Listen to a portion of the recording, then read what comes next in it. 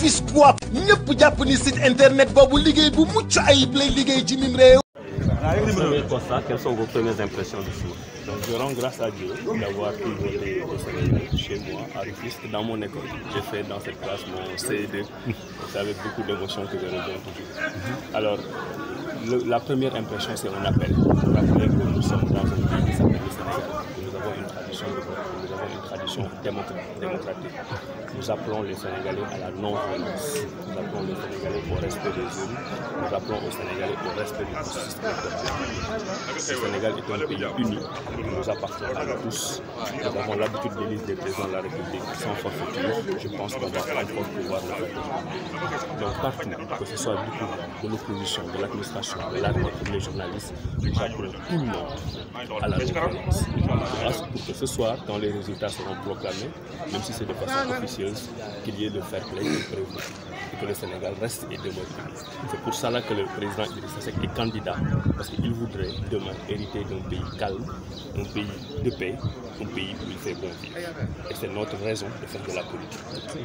Et il y a quelques dysfonctionnements qui ont été notés dans certaines collectivités locales, dans certaines localités également. Tout à fait. Quel est votre... Il y en a. Déjà, on nous a signalé que Touba, qui est une ville assez stratégique, où tous les observateurs prédisent une victoire du candidat Idrissa Seck, il manque des bulletins de notre candidat dans certains bureaux de vote. C'est totalement inadmissible. Et c'est le genre d'erreur que le gouvernement commet, non pas par incompétence, mais par choix. Ils choisissent des fois d'être incompétents pour porter préjudice à l'opposition. Vous voyez ce qui s'est fait à Touba lors des élections législatives. Quand ils avaient compris qu'ils ne pouvaient pas gagner Touba, ils s'étaient organisés pour que le vote démarre tard et s'étaient organisés pour que certains bureaux de vote soient complètement détruits, pour diminuer la marche, pour ne pas perdre avec un score exceptionnel. On a l'impression que c'est ce qu'ils sont en train de faire. Nous sommes vigilants, mais il est inadmissible que dans une élection présidentielle où il n'y a que 5 candidats, qu'il y ait des bulletins d'un candidat qui manquent. Et comme par hasard, ce n'est pas le bulletin du président sortant, c'est le bulletin d'un opposant qu'on considère comme son principal challenge. Donc nous appelons l'administration à la raison. Nous appelons ceux qui nous représentent dans les bureaux de vote et les centres de vote à plus de vigilance pour que tous les bulletins de vote, pas seulement du candidat Idrissa Seck, mais que tous les bulletins de vote, y compris du candidat Macky Sall, soient présents. Ça, c'est un premier élément.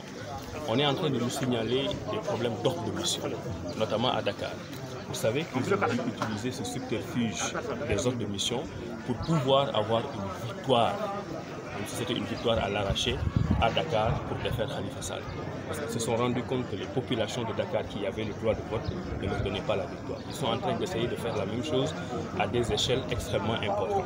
Nous devons le rappeler à leur responsabilité, que la loi régit la façon dont les autres missions doivent être organisées.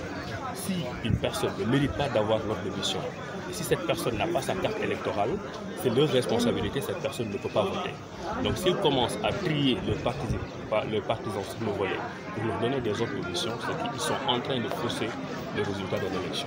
Ils donnent à tout le monde les ordres de mission pour que tous les Sénégalais qui n'ont pas de carte d'électeur puissent voter, ce qui me paraît quasiment impossible, mais c'est ce qu'ils auraient dû faire pour rester dans le cadre de l'égalité et de la justice, ou bien ils n'en donnent à personne. Heureusement que nos représentants dans les bureaux de vote sont vigilants.